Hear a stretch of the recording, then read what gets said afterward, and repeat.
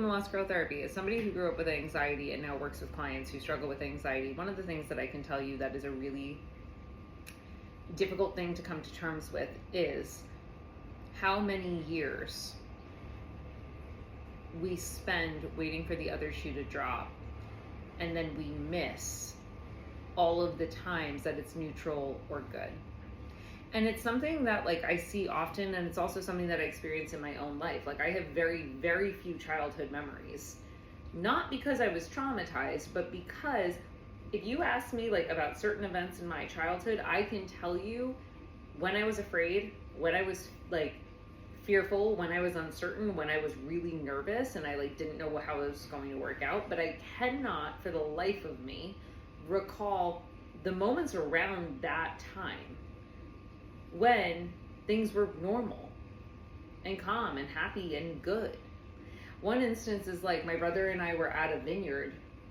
My dad had taken us, and we were allowed to run around basically when we were kids, and there was this group of dogs, and I remember these dogs they were puppies running after us, and me being petrified, absolutely petrified.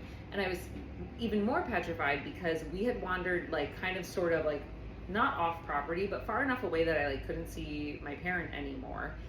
And there was a guy whose puppies they were, who was sitting next to the puppy pen.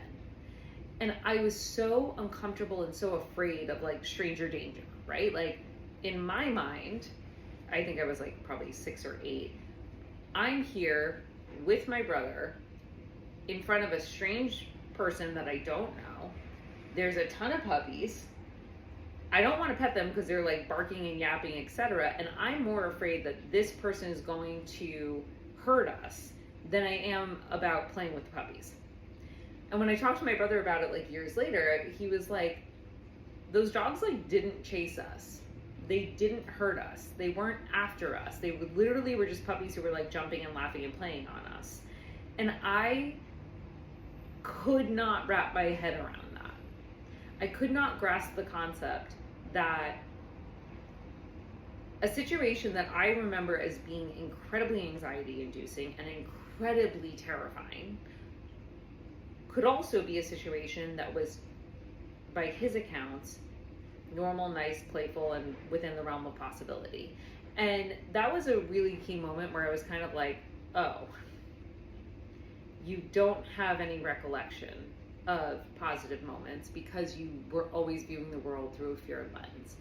Part of that is because I was born anxious. The other part of it is because I just had a lot of situations where anxiety served me because it always meant that I could feel more stable and more in control.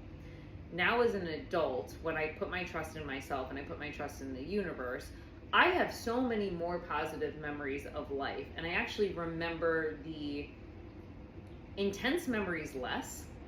I have a really difficult time recalling my 4 years of hell because I no longer sit in that space of saying, I have to remain vigilant, I have to be here, I have to watch out that something bad is going to happen, because in my experience, it might happen, it might not, but we don't wield the power of deciding how, when, or why something intense happens. I don't have that type of power in my life. I don't have that type of power in my soul. I don't get to dictate when the other shoe drops.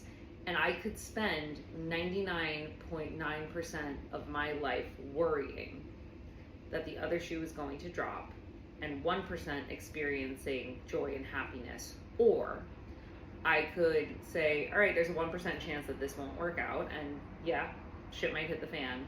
And then I could actually enjoy the other 99.9% of life where everything is neutral and fun and exciting.